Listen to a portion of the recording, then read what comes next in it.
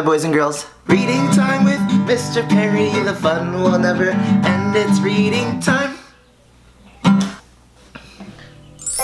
Alright, so our book is called The Hare and the Tortoise. Our book is called The Hare and the Tortoise.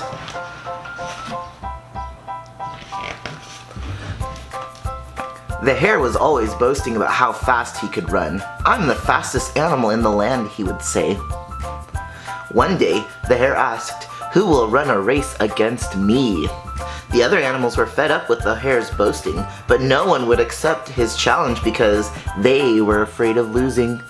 No one except the tortoise. "Ha ha!" The hare laughed out loud. The other animals gasped. The tortoise just smiled. Preparations for the race began. The fox drew up a map of the route. The race was going to happen the following week. So there's a map or a route of where they're going to take. Route or route. Whoosh! For the next 7 days, the hare showed off, speeding around the meadow, dashing up hills, knocking animals over, and upsetting just about everyone. The tortoise just watched afar as he chewed leisurely on grass and leaves. Tortoise is up there eating some grass. The night before the race, the tortoise went to bed early, smiling happily as the sun went down. "Early to bed, early to rise," he said to himself. Shh. Meanwhile, the hare stayed up late partying with his neighbors, the badgers. Their noisy antics kept everyone awake. They're trying to shush him.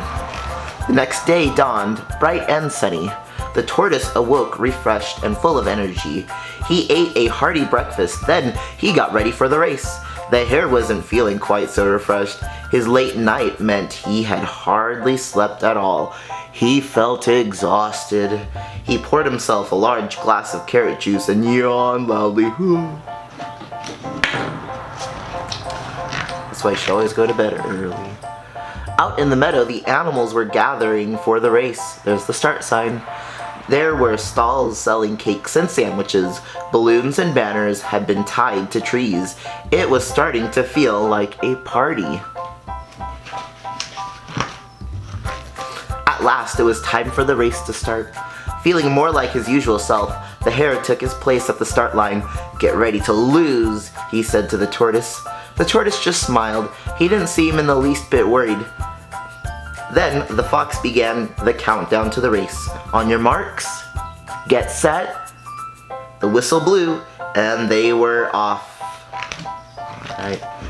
The hare dashed away at full speed around the meadow, then up the hill. He stopped to look back and saw the tortoise plodding along far behind.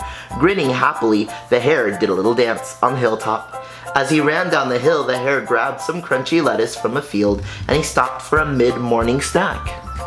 Yummy! The sun was warm, and he decided to have a short nap. After all, he'd had a late night, and the tortoise was far behind. I don't even see the tortoise in the other picture. In the meantime, the tortoise carried on. He went up and over the hill. Zzz. He saw the hare snoozing under a tree and marched bravely past. The hare didn't stir a whisker. That means didn't wake up at all, right? Much later, feeling stiff and cold, the hare woke up with a start. He looked up at the sun and saw how low it was in the sky. It must be almost evening. He feared the worst. The hare flew around the rest of the route at top speed. He ran like he'd never run before.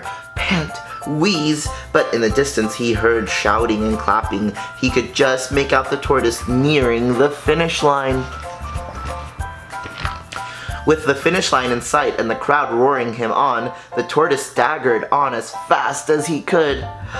A few minutes later, he crossed the line to huge applause and the crowd shouting his name. Aww. The hare had lost his own challenge. From now on, perhaps he wouldn't be so boastful. Slow and steady wins the race. And that's the end of our book. Alright boys and girls, so we just finished our book, The Hare and the Tortoise, and I want to know who won the race and why. The sentence frame is blank won the race because blank. Make sure there's a capital letter, spaces in between your words, and at the end there is a period. Alright boys and girls, have a wonderful, fantastic day. Bye.